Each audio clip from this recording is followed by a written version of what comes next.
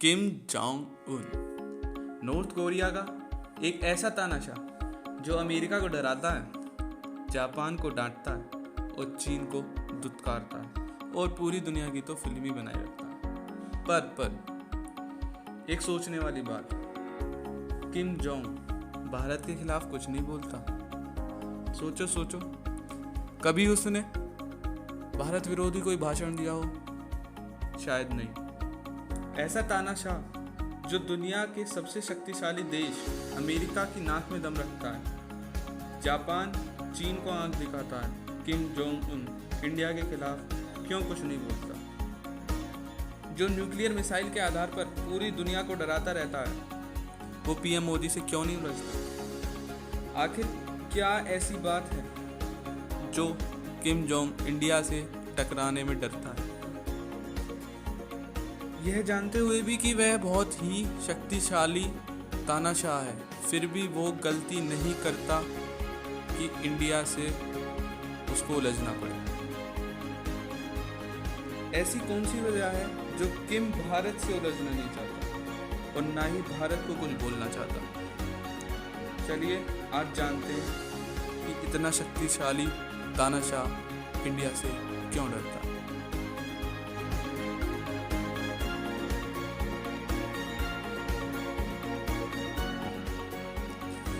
पहली वजह ये भी हो सकती है कि ईयर 2018 में इंडिया के उस समय के foreign minister mister V K. Singh उत्तर कोरिया के दौरे पर गए थे।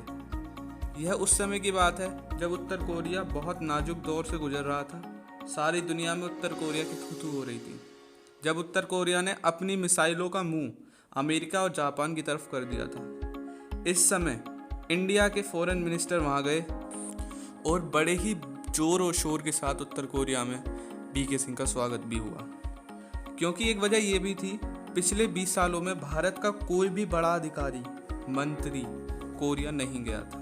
ऐसा पहली बार हुआ था 20 सालों के अंतर्गत कि कोई भारत का बड़ा अधिकारी उत्तर कोरिया के दौरे पर आया हो।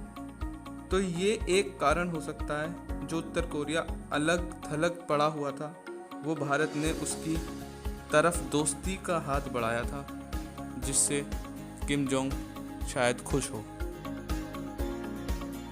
दूसरी वजह ये भी हो सकती है, भारत नॉर्थ कोरिया का दूसरा सबसे बड़ा व्यापारिक देश है, या व्यापारिक साझेदार भी कह सकते हैं। चाइना सबसे बड़ा उसका व्यापारिक साझेदार है, लेकिन भारत दूसरा है। नॉर्थ कोरिया के निर्यात मतलब एक्सपोर्ट में 3.5% हिस्सा भारत का है और आयात मतलब इंपोर्ट में 3.1 हिस्सा। इसका मतलब नॉर्थ कोरिया भारत को 9 crore 70 lakh dollar US dollar का सामान बेचता है और उतना ही लगभग धनराशि का खरीदता है। अमेरिका की एक रिपोर्ट ने बताया है कि भारत एक ऐसा देश है जिसके नॉर्थ कोरिया के साथ बहुत ही अच्छे रिश्ते रहे हैं। भारत ने 2013 में नॉर्थ कोरिया को 60 मिलियन US डॉलर का सामान बेचा था, जो कि एक बहुत बड़ा रिकॉर्ड। तीसरी वजह, एक वजह ये भी हो सकती है, शीत युद्ध के दौरान भारत निरपेक्ष रहा था। शीत युद्ध के समाप्ति के बाद भारत ने पश्चिमी देशों से संबंध बढ़ाए।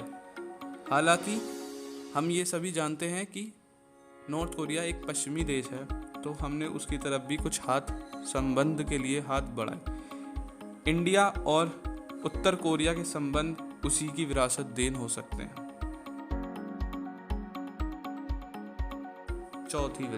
चौथी वजह ये भी हो सकती है कि भारत हमेशा मानता रहा है कि उत्तर कोरिया पर लगे प्रतिबंधों से छूट मिलनी चाहिए और दुनिया में विकासशील देशों को उत्तर कोरिया की मदद करनी चाहिए, क्योंकि भारत का मानना है कि किसी भी देश को न्यूक्लियर पावर बनने का हक है।